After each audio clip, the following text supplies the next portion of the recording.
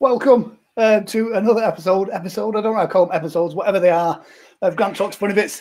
This is a slightly different one this week because it is Christmas. It is Christmas Eve. However you celebrate the holidays, it is the holiday season. So rather than not do a show this week, Jason, the guy who originally pestered me to do this, contacted me and said, let's do a Christmas special. And I went, what's going to make it special at Christmas?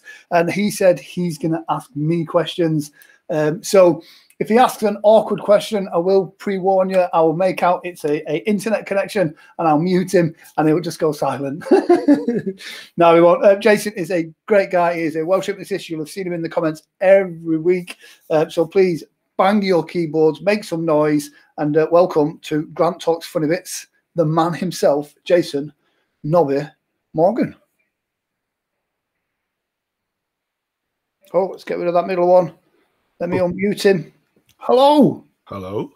There we go. Look, I've got a Christmas jumper on this week. Yeah, I don't own one. Oh, how can you not own a Christmas jumper? I see you as. Look, I've even got a Christmas tree. A Christmas and a snow. Yeah, it's really cool. I got a few Santa suits, but no Christmas jumper. Brilliant. You go round doing Santa around your local area, don't you? Yeah. Obviously, not this year. Not just here. Yeah, yeah. Jeff Benink says he can hear us okay. Oh, I like that logo, Jeff. That's really cool. That's cool, isn't it? Yeah, that's the first time I've seen that. That is really cool. Happy Christmas to you all. Yeah, most important question, Jason. Are you a happy Christmas or a Merry Christmas? For me, it was always Merry Christmas, Happy New Year, but the past couple of years, it all seems to go the other way around. Yeah. Merry. Yeah. Merry and happy then. Yeah. Yeah. So yeah, it's I don't know how many people we're going to have on tonight because people with families will be preparing for Santa's visit tonight or tomorrow. So yeah, do you have any? Where you are in the world? Oh, yeah, of course. Do you have any weird Welsh Christmas traditions? Get drunk. I know that's just a Welsh thing. You're drinking tea again. I know.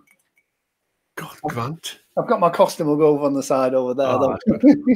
Can't leave a side down, you know. Exactly. Natasha Stanley says, hello. Hello. Oh, I've lost my questions. Oh, brilliant. That'll do. Thank you very much. I'm only joking, mate. Don't you worry. Yeah, Natasha is from a part of Yorkshire that's like it's very similar to Wales in some senses. So yeah, they've got funny accents too. I think everybody's got a funny accent, haven't they? It's one of the things I love about the United Kingdom. You can go 5-10 miles and the accent is very distinctly different. Yeah, definitely. And like, especially if you come from like Hull, come across into kind of West Yorkshire, then across into the Pennines, and then as you go over into like Manchester and then Liverpool, just on that M62, the accents are so different. And you get to some parts of Liverpool, and that's like a completely different language altogether. Well, yeah, same in Wales, especially from when you go south to North Wales. Oh my God. Yeah. Mad. When you say it's like a completely different language, they call it Welsh, I think. Oh no, mate, honestly, yes, yeah, I struggle with it. And you know, there's more than one kind of Welsh as well. What? Yeah. Oh, I didn't know that. Yeah. I think there's 3 types of Welsh. Yeah. Wow. I speak English and I'm Welsh. Yeah, I must admit. My mum's part Welsh. I don't know which part. Well, so that explains a lot. So yeah, and Natasha says that I'm the Yorkshire wannabe. That's true. I've been in Yorkshire for so long now, I've stopped buying people drinks. It's just upset everybody. Oh dear. Well, it's like, obviously, I got quite a few friends from Ireland, and whenever they come over competing, you want to hear them lot. Oh my God, they are just something else. Yeah. Absolutely crazy. I love performing in Scotland, and Alan, who does my sound, he's got Scottish heritage. And the first time up in, I think it was Dumfries or Glasgow, and I've asked somebody, a couple of, you do the questions, what's your name and where you're from, and I did not have a Scooby-Doo what that person said to me. And after twice of kind of saying what, I just gave up. But I have absolutely no idea. But I love the Scottish accent. Okay. So on with the questions. Oh, go on then. So I have got 13 questions in front of me. Unlucky for some. Unlucky for some. I won't be cruel and go down the list. Pick a number between 1 and 13. Oh, between 1 and 13? Yeah. I would have to start with 13, my lucky number. Okay. So number 13 is music and props. Music and props. So we've got a quick hello as well whilst I stall for time. We've got John Thompson says Happy Christmas and New Year to you, Grant. Happy Christmas and New Year to you too, John. Hi, John. Yeah. Music and props. Go on. So I know some make him sweat. So music and props. Yeah. Everybody uses some kind of music. I know some people don't like using props. I love using some kind of props. Yeah. Not as many now as when I first started. But go. Music, I think, is such an important part of a show. Even if you're not having a music as part of the skit, to have a sound bed on your pre-talk and just a low level of music in the background, it adds atmosphere, even if they're not consciously picking it up. I think music is such an important part. We connect with sound. Like even in a live stream like this, the video can be choppy and not good quality, but if the sound is bad, people will sign off. Yeah. It's the same with a show. If you've got in your pre-talk, if you've got a sound bed that sets the mood, that's brilliant.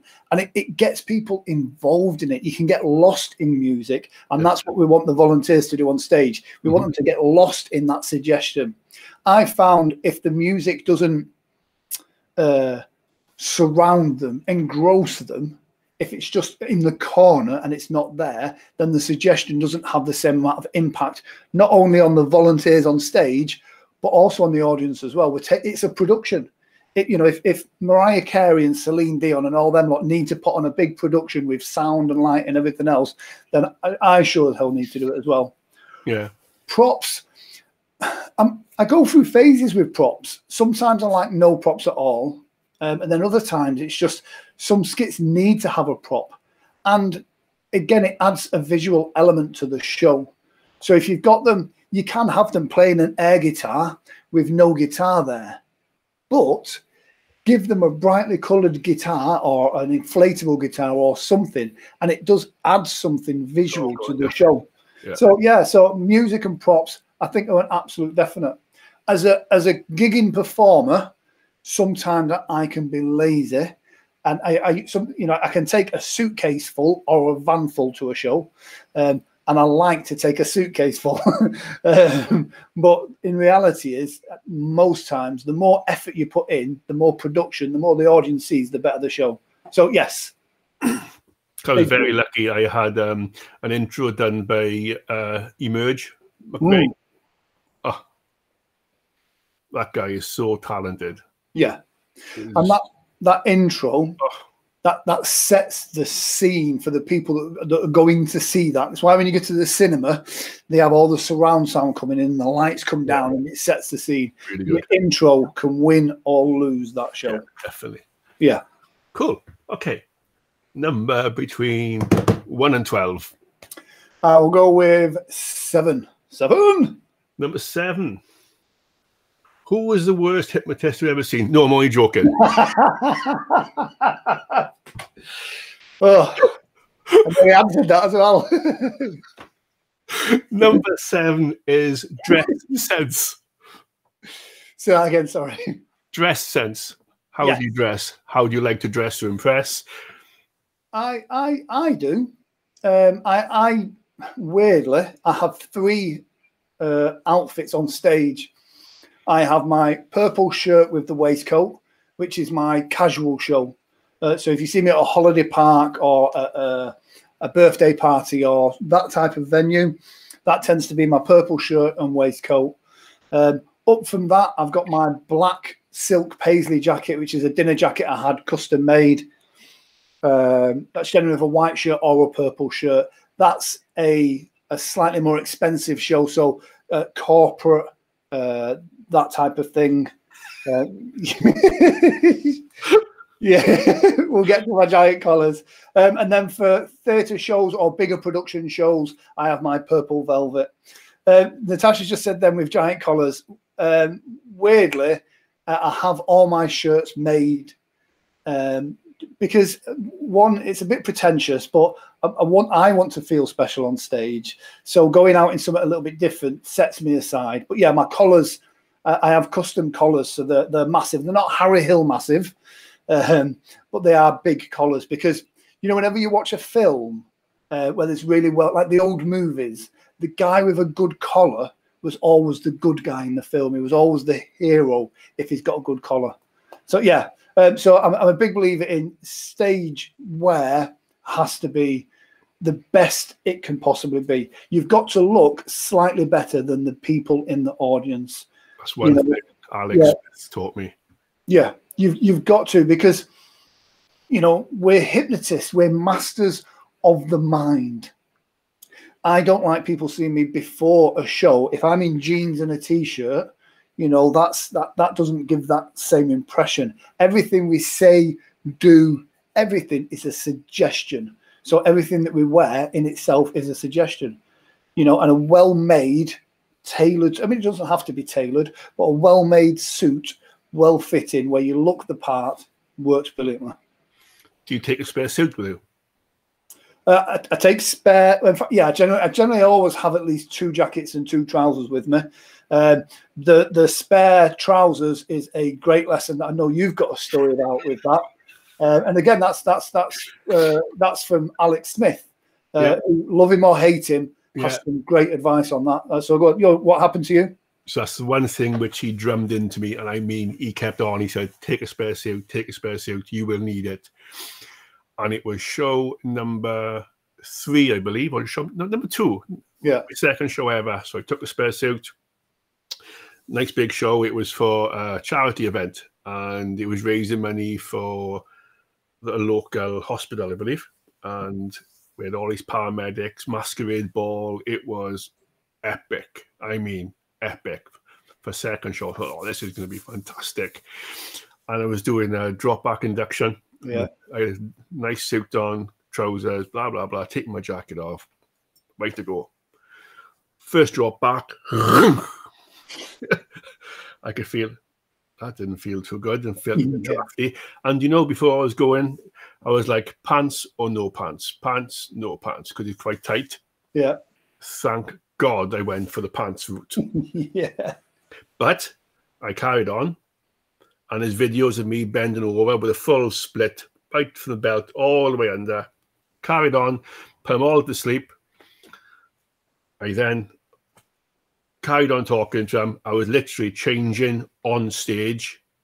Down come the trousers, on went the new ones. I done the full show with no shoes. I didn't bother. I just carried on. And yeah, Alex Smith. Cheers, pal.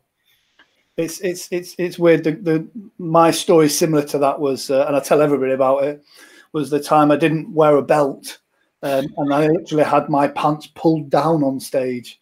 So from that moment on, I always wear a tight belt. So, and again, when you talk about the dress code and it being a suggestion, it's a Gucci belt, and not because it's designer, just because it has a big chrome G on the front of it. So again, it's that suggestion as well. So yeah. Always wear a belt and always wear spare pants. I wear braces a lot, but I still wear a belt for that reason. Yeah. You still got fail safe.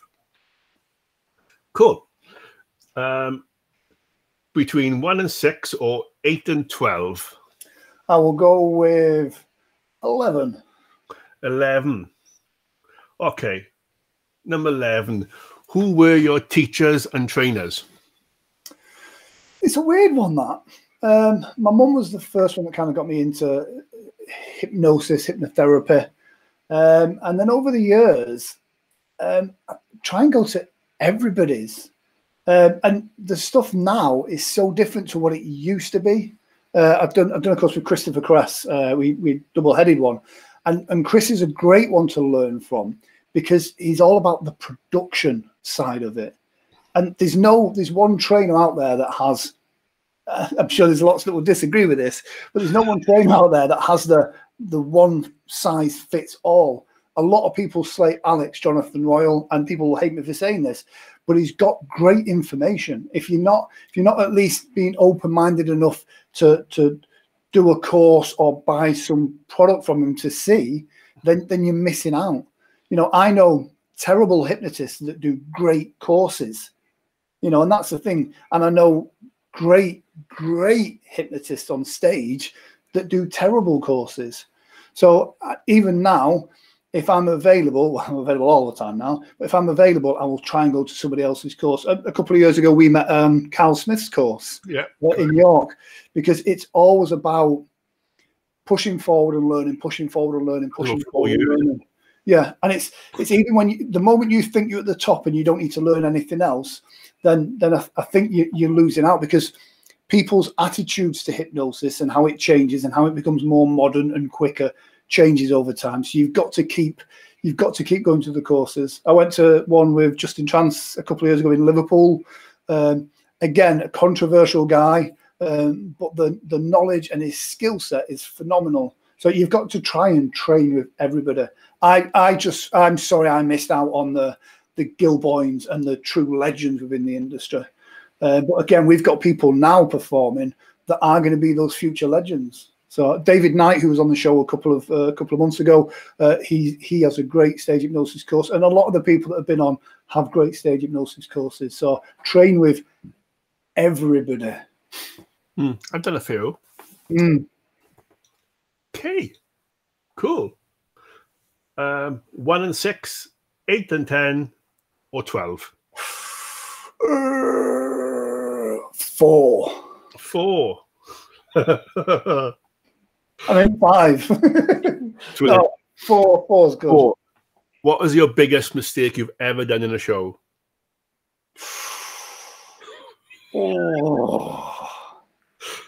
I hope your internet's good. Yeah, what's that? There's somebody at the door. Fire alarm's going off. I've made loads of mistakes. And just one. I'm trying to think of the. I had somebody once on stage, a big show, theatre, quite a high stage. I've always got Alan with me as well. Anyway, he's kind of like at the time was my stage manager.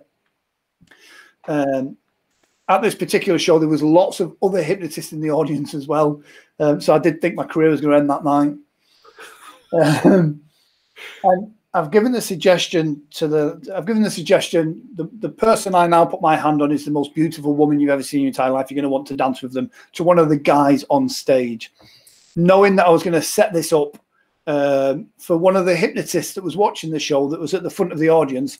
I was going to, get him to dance with them. Whilst that's fired off, I've then give another suggestion to one of the ladies sat at the back that she was going to get really annoyed at it. Unbeknownst to me, that was her son-in-law, and she did get really angry. But she's not responded straight away. I'm off stage. I'm at the front of the front row now where this is all going off. And as I'm talking to them, I just remember hearing this noise behind me. And the woman, I think she was in her 50s, heels on and everything, and she'd literally jumped off stage. Luckily, she's landed fine. And that's what I'm saying. It was luckily, because I took my eye off the ball.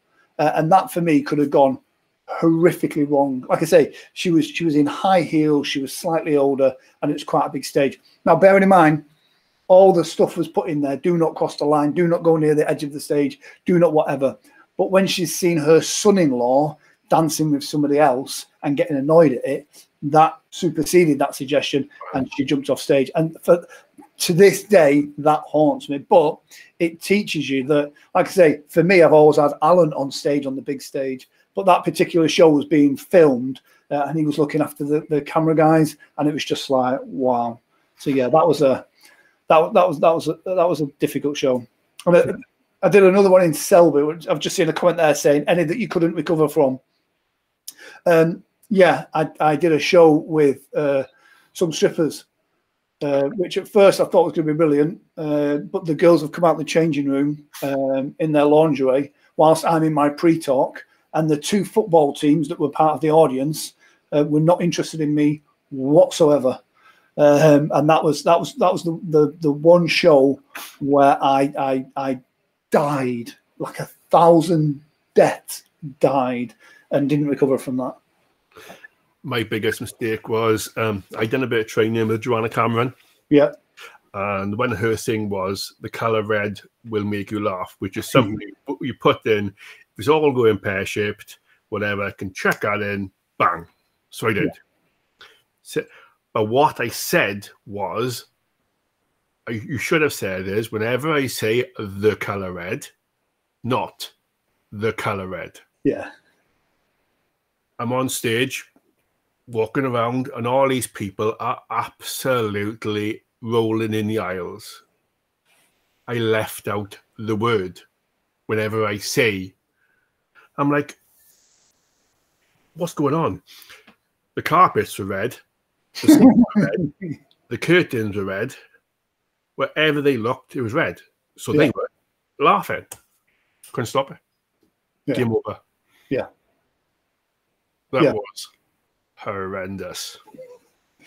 But all mistakes are such great learning tools, because when it happens, it drives that point straight home and you never do it again.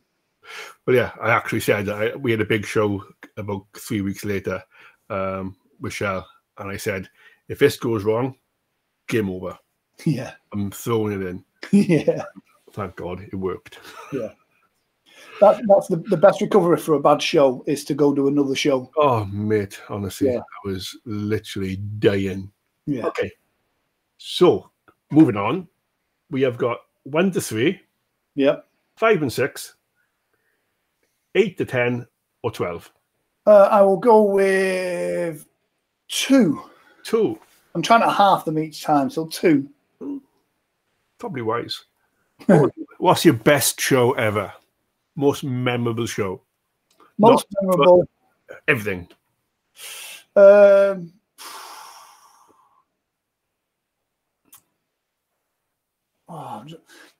best show, and one of the funniest stories I tell everybody, was performing at Balmoral Castle.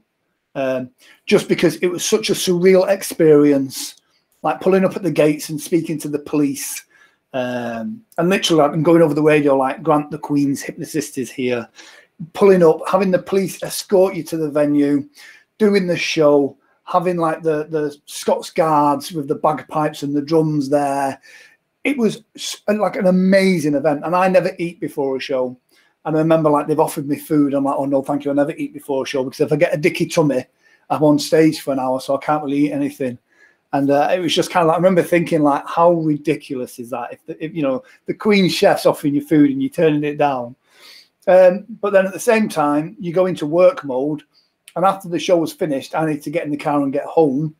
So I'm rushing round, pulled the car round to the side door, and next thing I know, I'm being kind of, you know, shouted and screamed at and surrounded by armed police, because that's not something you can do. So as a whole experience, you know, that is just, it was everything in one night. It was, you know, performing at Balmoral. It was a great show, and there was the drama of the whole police incident and everything as well. So I've never been invited back. I bet you wish I sent her these questions before, didn't you? Well, you did say you were going to. I forgot. Oh yeah. Come on. So next, we got 1, 3, 5 and 6, 8, 9, 10, and 12. Let's get 1 done. When and how did you start, and who was your first teacher? Which you kind of answered. Yeah, it's weird. Like, my mum was such a big inspiration to me on one level. We never had a great relationship, and the hypnosis was the only thing where we probably connected to the most, if you know what I mean. And I think because of that, I always never wanted to go into hypnosis, but it always pulled me back. So, but yeah, she was a great inspiration. But later on in life, it caused other issues. So, and unfortunately, we didn't really get on for a lot of that time. Okay. Where do you want to go? 3, 5, 6, 8, 9, 10, 12. Let's get 3 done. Okay. Who do you look up to in the hypnosis world? You can pick one. Is this stage or hypnosis in as the whole? Okay, hypnosis in general. Who do I look up to? Oh. See, it's difficult to pick one. Okay, so if somebody said to you, about hypnosis, blah blah blah, and anybody who was, shall we say, what's the word I'm looking for? A great person to put hypnosis into perspective. One person. It's a hard one, isn't it? Do the pass of this one, come back to it. No, do you know what? I would say Peter Powers. Okay. Peter Powers. I said Peter Powers. Paul McKenna, I think, is turning his back on the stage and the entertainment stuff. He's a great advocate for hypnotherapy and the NLP side of things. But Peter Powers doesn't get involved in all the nonsense online. He's a great performer. Performs, one of the few people that performs hypnosis well on television. And you know, nice with it. He's northern as well, which helps. You know, if you're northern and you've got a regional accent, it always makes you funnier.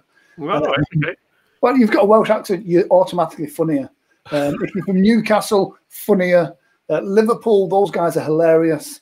Birmingham, funny. London, not so much. You know, what if you got London-wise, kind of Michael McIntyre?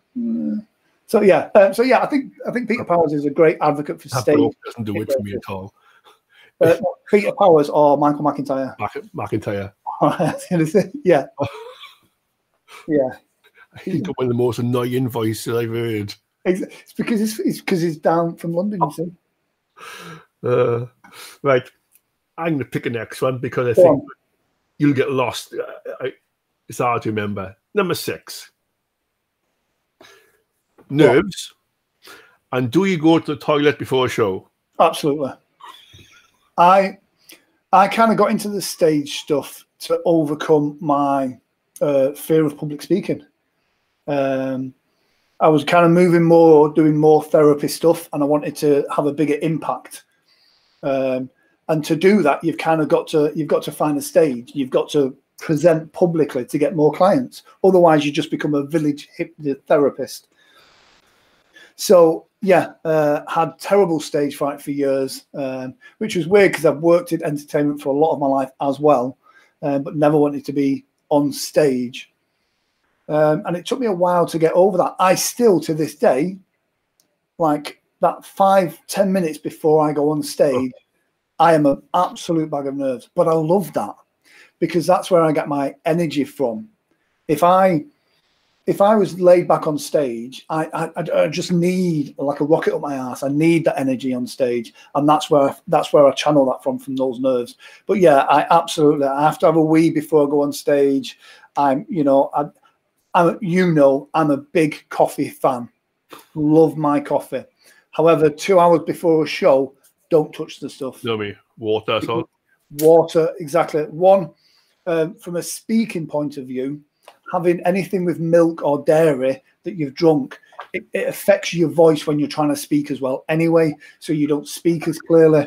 And 2, just from those nerves and that anxiety, to add caffeine to that as well, I'd be flying off the ceiling. So yeah, still always get nervous, but I love being nervous. There you go. Have you ever used that? Yes, I recommend that to everybody.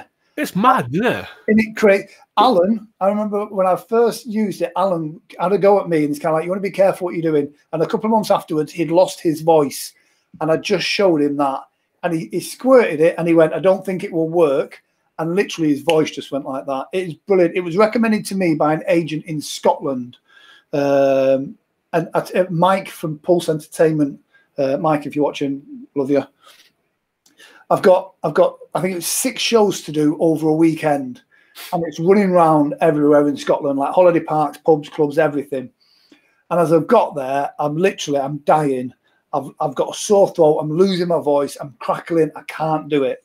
That stuff literally before you go on stage, a couple of squirts, and your voice is straight through. So Jeff's asking, can you tell what it is? So it's the entertainer's secret. I don't even know what's in it, and I'm sure it will probably. Oh, put it this way, Jason used to have hair like me before he started using it. That, Grant, I'll ask one of the horrible questions now. But it's literally, if you're speaking or performing, that's something you should absolutely have in your kit bag. You know what? One of the ingredients in it is aloe vera. Oh, wow. I can't read the others, there's a sticker over it. Yeah. Yeah. Perhaps you put a link up. Yeah. You can get it on Amazon, but yeah, I'll put in a link in the description to it. It's an absolutely amazing thing. Definitely, it's the one must thing, because if you can't speak, or if you're struggling to project your voice, that affects those suggestions. You can't command the audience. No. You can't command those suggestions if you can't speak. And that stuff takes you from not being able to speak to being able to speak. I remember one show I had a real bad throat, and it was a mixture of that, Vicks Chloroseptic, and the small little pastels, and I was just chewing them. Yeah. Unbelievable. Tyrosettes, I think it's called. Okay. Yeah. Number 8, Mr. Saunders, for you is, how has COVID changed you? That's deep. Yeah, a lot. Yeah, it's been crazy. Like literally crazy. What started off that I thought was just going to be just a funny virus from China and it's not really going to affect me, so let's ride it out a little bit, things will be fine. It's only going to be for a couple of months, it's going to be okay. It's going to be for 6 months, and then the autumn season will start back up again, so that'll be fine. We'll still have Christmas. So from a financial point of view, it's you know. So let's rewind now then quickly back to when I was hounding you in March. Yes. And you went AWOL. Yeah, I mean, I did. I mean, I shut down. I consider myself a performer. You know, hypnosis is not something I do. It's part of who I am. And to work up to a certain level and be lucky enough to be very busy and quite popular, and to overnight have that taken away, that knocked me. That knocked me completely. It really did. So I'm laughing at Natasha. Oh yeah, he grew a beard. I grew a beard. That's how bad it got. I became a caveman. And it was you that kind of, like you said, you hounded me. And to be fair, through this whole COVID thing, every now and then I'll get a message off you, and and you'll go, "Is everything okay?" I'm good at that, aren't I? You are very good at that. And you know what? I'll take this opportunity to really thank you for what you've done, because I've had some very, very dark moments, you know. No. Yeah, exactly. It's like you got a gift. I have. Like, wait, talk to me. Yes. And I grew a beard as well. I used the time to get, you know, to try and align some things as well that I personally need to get done. And I've worked on myself a little bit, which has been a good confidence boost. But yeah, it's, I mean, we're getting there. I mean, what was my storeroom for my stage equipment and stuff like that, that's now been stripped out and is now what is called J&S Studios, which is where I am now with my fake wall. Look at that fake wall. It's like prison cell block H. Don't press that too hard, for God's sake. Exactly. So yeah, I kind of started doing more video stuff, which is something I never really did. And so hopefully that will, you know, as we come out of COVID, it will do really good. Okay. Number 9 is, what do you like to do to chill? Well, I know your answer. So whether everybody else does. Yeah, I know. It's just weird to go from I've been in such a dark place to, yeah, I've got guns.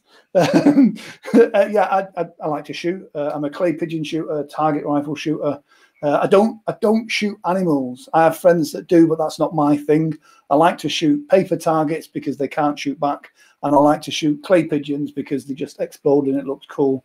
But that's my hobby, because you've got to, like golf, you've got to be in the zone.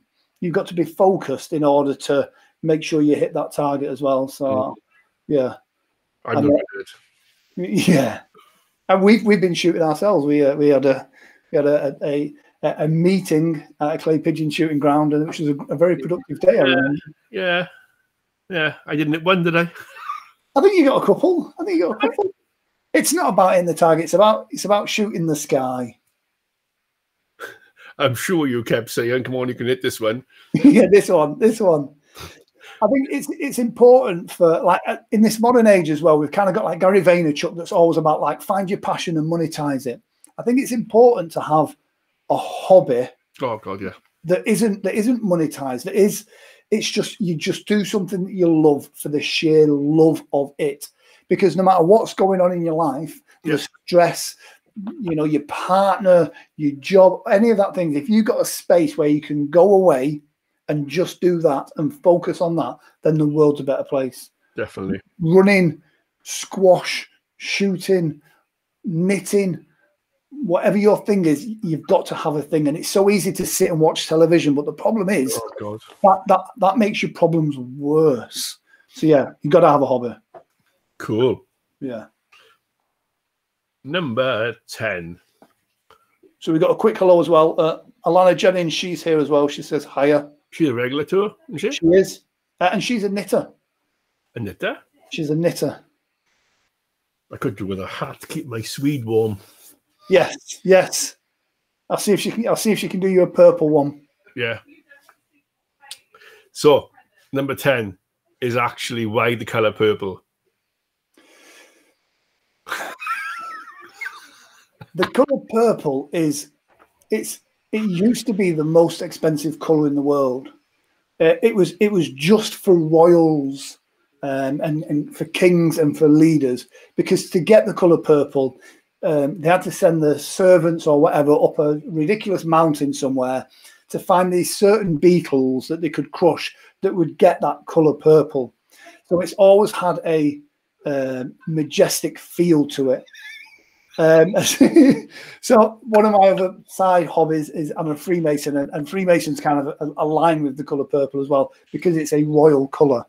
And so it's when I say everything we do is a suggestion, everything we wear is a suggestion. Again, the colour purple is a suggestion, and it's good to align yourself to a colour, because I want people to see that colour purple and then think of me. Excuse me. Hang on. Yeah. Whoa. Stop it right. Exactly that. It aligns it. It's a spiritual colour. It's a strong colour. It's a majestic colour. But all of it is a suggestion. So yeah. Yeah, it's hard to see, but this is also purple as well. It's yeah. Yeah. I mean, today I'm not in purple. I've got this on. So Ellanna Jennings said it's Cochineal beetles, which is where the colour purple comes from. My God. Fair play. I don't think they're from Wales. So we'll come on to the other bit. So one of our little conversations over the last couple of weeks has been perhaps looking at maybe doing a bit of a show. Yes. So who's going to wear the purple in that show then? Me or you, or both? I think we both have to. Okay. We'll have to figure that out. Maybe that's what the title could be. Do you know what I mean? England v Wales for the title purple, or something like that. Or the purple hypnotists. Yes. A friend of mine, John Richardson, who watches the show sometimes, he's very spiritual with his hypnosis, and he has the Purple Church, which I think is awesome. So yeah, purple is everywhere in my house. Yeah. Okay, so I'm going to jump back to number 3. How long have you been doing this? Stage shows, I think it's just over 15 years stage shows. A bit before that doing the hypnotherapy, and then played with it for years before that. It was kind of like I was in business, and I was lucky to be in business for quite a few years. And kind of hypnosis always played a role within that. Because even if you don't want to be a stage hypnotist or even a hypnotherapist, to learn hypnosis is a great skill set that will benefit you in anything you do in life. They should teach it at schools. They absolutely should, because it's such an important thing teaching people how to communicate with other people as well as how to communicate to themselves is such a massive thing. So yeah, so kind of from the early days with my mum, I kind of left there and kind of went, I never want to go into that, and got into nightclubs, and was lucky to be in that industry for quite a while. And when I came out of the clubs, I decided I was going to go into hypnosis kind of full time. So, and it was just right. I mean, bearing in mind at that time, nobody was booking stage hypnotists. It was it was very much frowned upon. And luckily that's moved on a lot since then. I remember the first person I hypnotized. I'm like, oh my God. It's like, wow. Oh, yeah. And then after, then you start thinking, oh my God, this is serious shit, yeah? There's something about hypnosis on stage that's very profound versus the therapy room. And I always say to any hypnotherapist, go learn stage hypnosis, go volunteer at a stage hypnosis show, because, you know, the magic of stuff that happens on stage happens because it's on stage, because you've got the energy of the whole room is focused on a single idea. It is very profound. And that only benefits the therapy room. But yeah, like you said, you know, you hypnotize people in the therapy room and it's all nice and it is what it is. But when you get doing something ridiculous that's very profound on stage, it's a great ego boost. Because I actually booked my first training session standing in the queue to see Ken Webster. Yes. Literally standing in the foyer. And it's like, send.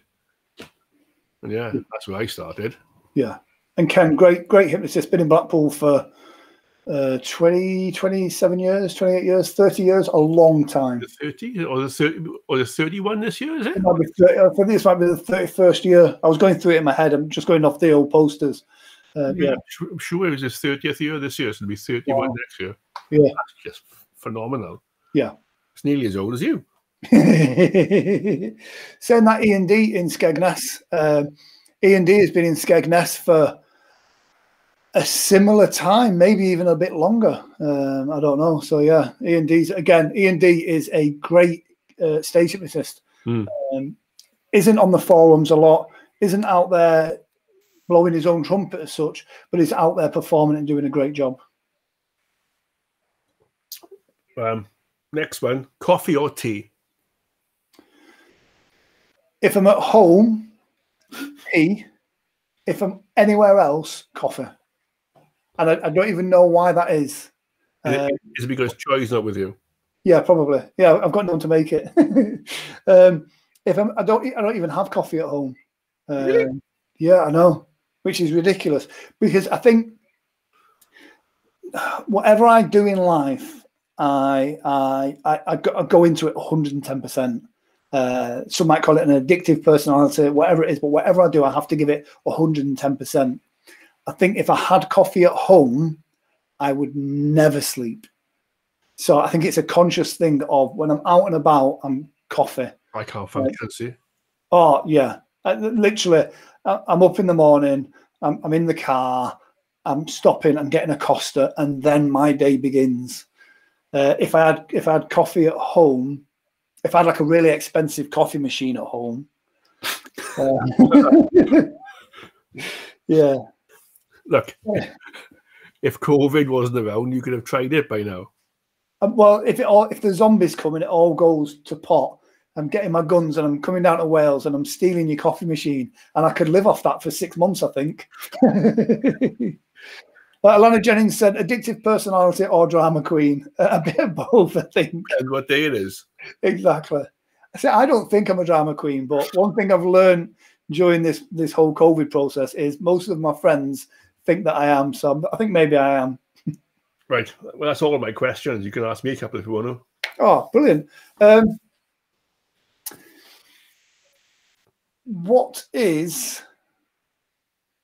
What's your goal with stage hypnosis? Where do you want to take you, Jason Nobby Morgan? You know what? I just want to get back into it to start with, because to be honest with you, I haven't done a show now since March. Yeah. And I've done the odd therapy on Zoom when it's not the same. No. obviously what I do as a day job as well, kind of people in the house. Yeah. I just want to get back into it and get back on stage and have the bang, this is me, and go from there. Because we had a plan when we met up about doing my little Nobby Does TV show.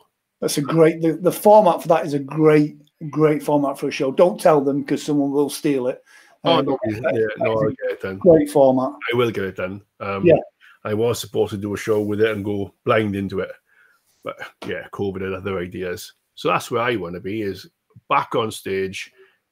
There's something about, I hate doing the show on my own. Yeah. There's the social side of it. People always come with me when to do the sound. I'm lucky enough to have a leg cover up, as they call them, help assistant. Whether it's Shell comes along, whether it's Kath comes along, I'm lucky to have somebody to help out. Do you know what? It's when we talk about, again, everything being a suggestion, that works really well because stage hypnotists have this. A lot of people look at us as being a bit like, you know, are they going to do something sexual? Is it going to be inappropriate? Is it going to be this? By having a female with you, assisting you on stage, it lets everyone know that it's going to be okay. Having somebody, always. Yeah, 9 times out of 10 is Kath, because Shell has the kids. So literally, I don't actually think she's actually missed the show, Kath, of mine. Yeah. So I'm very lucky with that. And she literally, my God, I've seen her dressing people on stage, putting, you know, I'm very, very lucky with that. Very lucky. Yeah. And it's the fun as well, because obviously you are going around the country, going one to the other, whereas for me, I'll do a show and come home. Yeah. So it's the laugh of going there and having the crack and then coming back and either licking your wounds. I went, yeah, that was fantastic. Yeah. 9 times out of 10 could have been better. But that's you've always got to strive to be better. Yeah. What you consider to be a brilliant show, you know, 5-10 years ago versus now is so different. And that's the good thing. You know, there's a lot of old school guys that kind of go, you know, oh, I never have a bad show. You know, my show's brilliant. It's this, another. It's like, you've always got to change. Audiences are always evolving. So we've got to evolve. And we've always got to try and do a better show. Yeah. Yeah. I think my biggest pet hate is when you speak to, let's just say, a complete stranger. So, oh, what do you do? I'm a stage hypnotist, blah, blah, blah.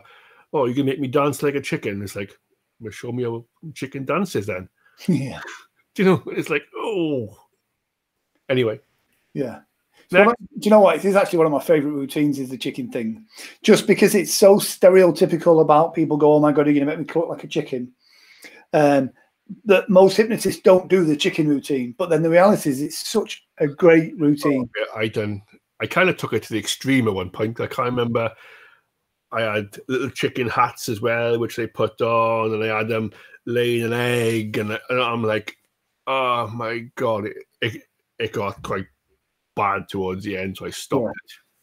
I was always worried with the laying the egg that someone's actually going to shit themselves or something. Yeah. Ellanna says everyone's offended by everything now, so yeah, your show definitely needs to keep up with the snowflake. Yeah. Very much so. Yeah, definitely. Political correctness is, I don't think it has a place in comedy to an extent. I'm not very good at that. Yeah, I often, I mean, I was brought up around the working men's clubs comedians, you know, where if an audience member has the back turned to you, then you destroy them. Now that comedy doesn't exist anymore, rightly or wrongly. And so, yeah, so it has got to change. Yeah. What was your favorite show of all time? My favorite show of all time. We done it was phenomenal. We done a show for a local school. One of the girls worked in a school, and I think her dad passed away with cancer, I believe. Oh. So they're trying to raise money, and they had a load of the schools there, and when the children we look after, she was in the school, so they all know her. And it was yeah, there was a couple of people there, and I'm never a fan of the alien sketch, but this guy, oh my God, it's actually on my YouTube page. This guy doing the alien, he was epic. Yeah. You actually think he was alien. It's great when you get them like that. And it was just, I tell you, I wasn't too sure about it because there was a comedian on before me and we're a bit short on time. So I thought, tell you what I'll do. I'll go against what I normally do. I took him in the back room. We asked the volunteers before while she was on. Yeah. Took him in the back room and I went work with them, whatever, blah, blah, blah. And yeah, they're all going out. And I'm like, okay, cool. Left a suggestion in there. Oh my God. Out they went, and they were walking around and going, oh, you feel? Yeah, I'm feeling good. Sleep. Bang. I'm like, ooh, this is really good. The first time I did this. I put them back into the chairs and when the show went from there. So there's no induction as such in the show. I done it in the back room. Whereas I think a few people thought it may have been rigged a bit.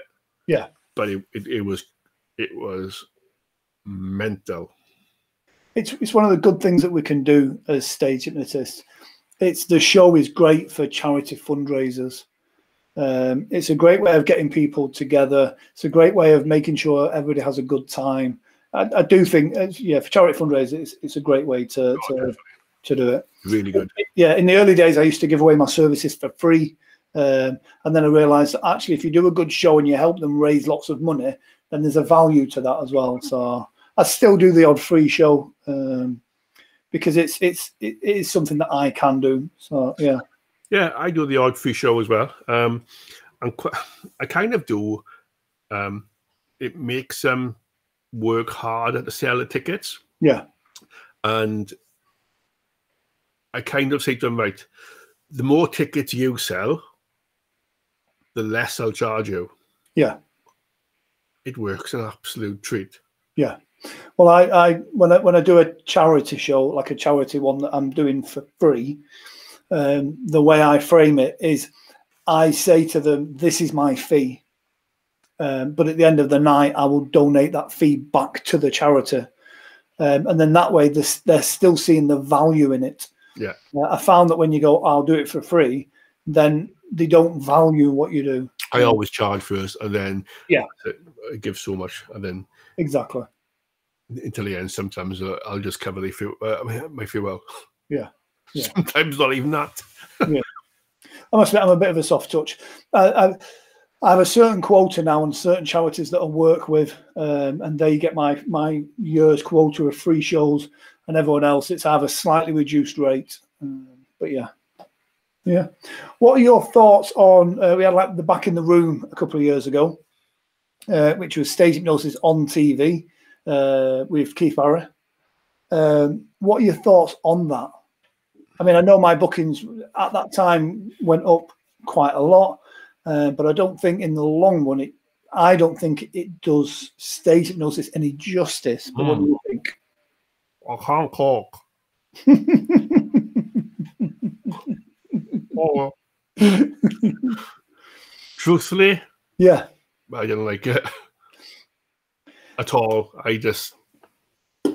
No. I think it give a bit of.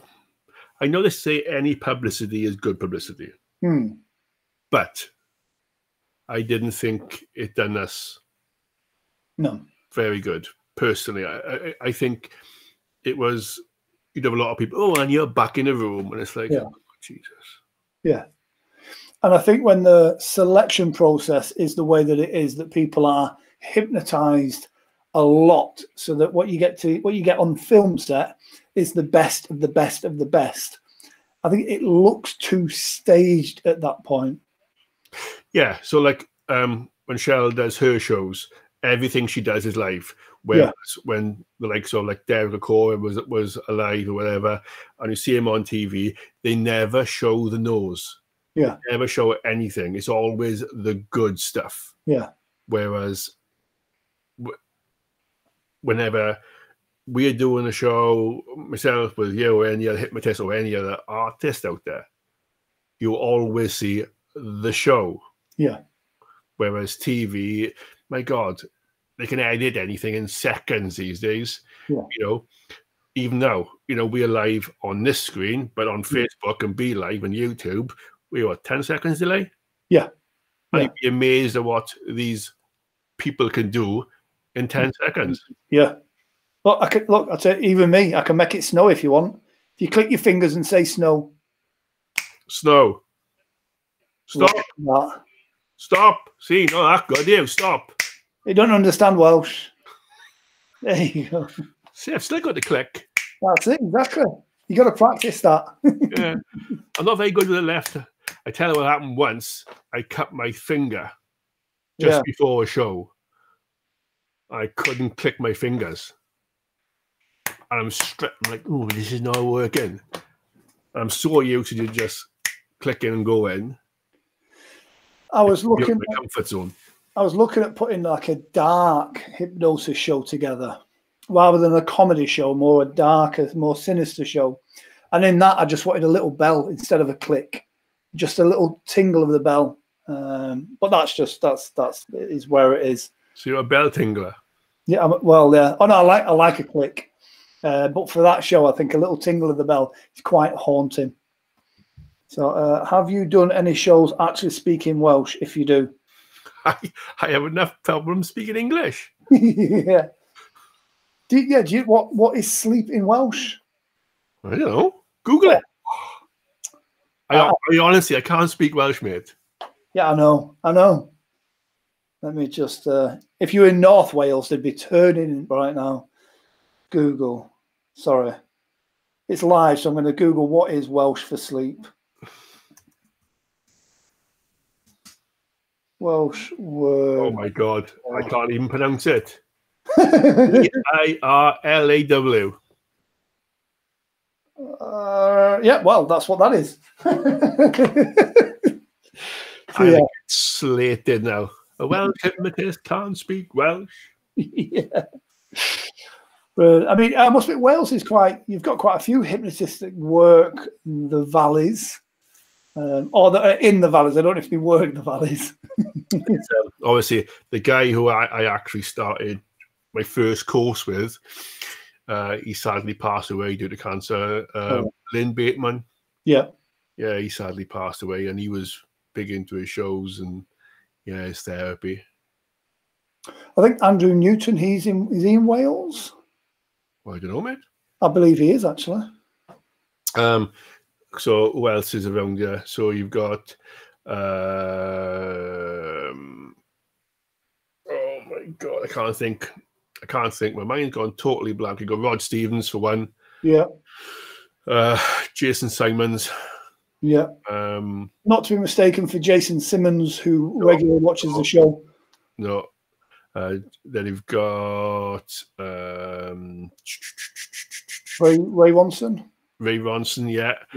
I did a training course with Ray. Nice guy.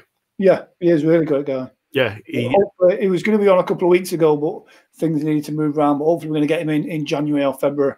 He gave me one of the one-liners, which was worth paying the fee for the show. Yeah. Which helped me through every show I done. Yeah. And I was like, what did he just say? And he went, said, just say it again. And I was like, oh my God. Yeah. And that's the thing. When you first start out, you go on a training course and there's so much new information, none of it all sinks in. But once you've been doing it a while and you've learned it and you're doing it, then when you go on a training course, you pick up all those little nuances, those little things. And like you just said then, one line, Justin Trance does a great convincer. I mean, I'll not give it away because, if you want to figure that out, then you have to pay the money and go to his training. But it's exactly that moment where you go, that in itself is worth the training course, that one line. And you get value for those small little nuances. I told him, I said it was worth paying the money just for that one line. And I use it every show. Yeah. Well, every show I've had. I haven't done it recently. Yeah, yeah. So yeah. So yes, what are your thoughts on kind of post-COVID coming out the other side? Are you going to have a vaccine? Yeah. Yeah, I am too. I'd love to say, well, I don't know if I trust it. I don't know if this. I don't know if that. But the reality is, you know, I think they're going to put it so that they'll make everybody have it who can. Yeah. The people, I think that's what they're going to put in place. You can't come in here unless you've had the vaccine. You can't go there. So I think they will make everybody have it. Yeah. And for me, it's the responsibility of I am in close proximity to other people. If I was one of those that was spreading the virus because of that, I wouldn't be able to live with myself. The law got it. Yeah, exactly. He's got it, and now my daughter's caught it off him. And they're saying that if my grandkids get it, they may not even be out until mid to end January. Wow. As I say, because you guys, Wales, at the moment, you've got worse per head. So I think Wales is the highest new infection rate in the world. I think as there was yesterday, I think it was 112 new cases per 100,000 population, whereas America was 63, I believe. Wow. So Ellanna Jennings has just gone, you'll be fine, Grant. It's my generation that will end up blind in 20 years' time from it. Cheers, Lan. Just ageist jokes.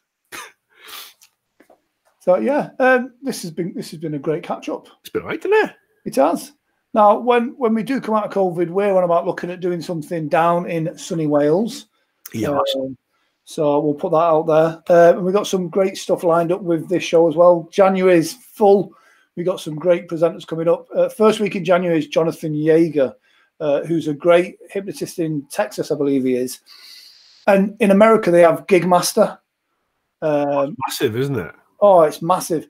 I think in his first year performing as a stage hypnotist, don't quote me on this, I could be completely wrong, but in his first year performing as a stage hypnotist, I think he was doing 65 shows a year just through Gigmaster.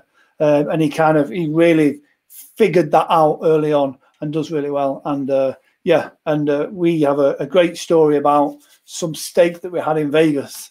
America is a completely different animal for hypnosis compared to the UK. Yes. They are. Oh my God.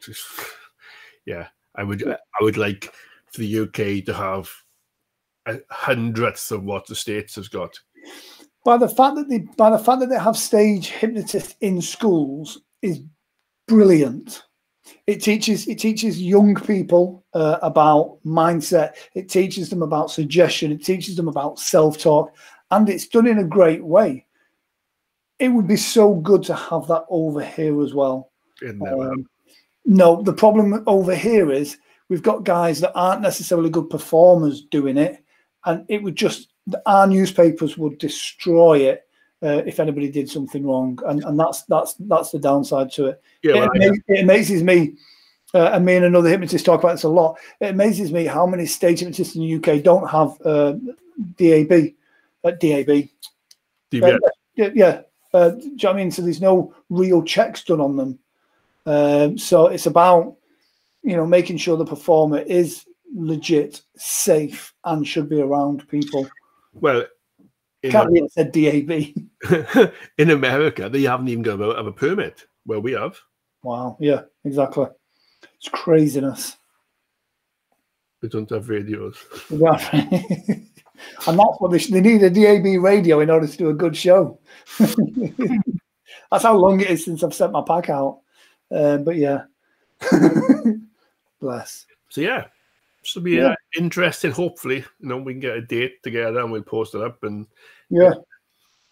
We've definitely got a couple of potential venues that look stunning as well. Oh mate, honestly, some of them are just mind-blowing. Yeah. Yeah. No, so well, I shall leave you to go and be Santa. Thank you very much. And for those that don't know, Jason is the guy that was at the beginning and started this off to stop me from driving my car off a cliff, I think it was. So yeah. It was, yeah. My God, I can't believe that was back in March, mate. I know.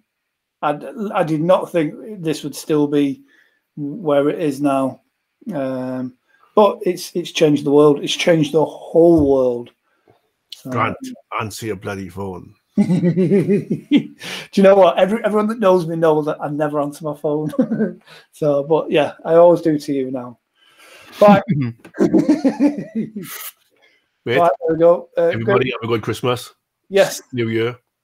Fantastic. Jeff, yeah, it would be good to travel as well, Jeff. Oh. I know.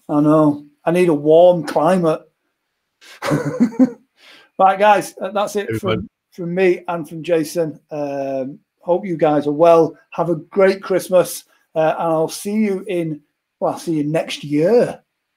How cool is that? I know, next year, 2021. Brilliant.